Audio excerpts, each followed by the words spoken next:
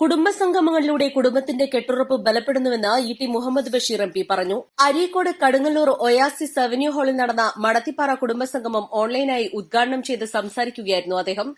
Doctor Sulaiman Melpathur മുഖ്യപ്രഭാഷണം നടത്തി. അതുകൊണ്ട് എന്റെ പ്രിയപ്പെട്ട ഇവിടെ ഇരിക്കുന്ന ആളുകളോട് നമ്മുടെ തലമുറകൾക്ക് ദീനുണ്ടാവുക എന്നത് ഏറ്റവും പ്രധാനമായി നമ്മൾ കാണണം. അതവർ എവിടെയായിരുന്നാൽ, നമ്മളെ മകൻ മെഡിക്കൽ കോളേജിലെ ചീഫ് സർജനായി മാറിയാലും ആ സർജറി ചെയ്യുന്നതിന് മുമ്പേ അള്ളാഹുവിനോട് അവന്റെ മനസ്സൊന്ന് കൊടുക്കിയിട്ട് ഒന്നിതാക്കിയിട്ട്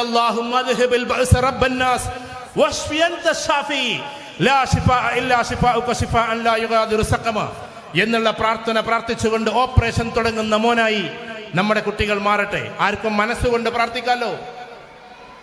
ഉള്ളിലേക്ക് കയറുന്ന സമയത്ത് ഇപ്പുറത്ത് ശിവരാമേട്ടനാ നിൽക്കുന്നത്.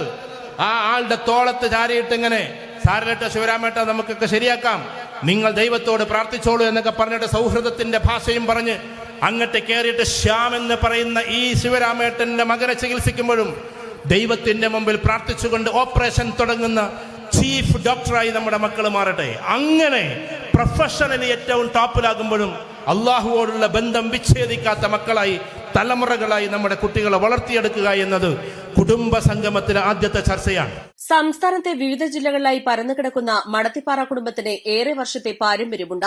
രാജ്യത്തിനകത്തും പുറത്തുമായി പ്രധാന സ്ഥാപനങ്ങൾ വഹിക്കുന്നവരിലും മടത്തിപ്പാറ കുടുംബമുണ്ട്. കുടുംബസമിതി മുഖ്യ രക്ഷാധികാരി നൌഫൽ മുഹമ്മദ് അധ്യക്ഷനായി.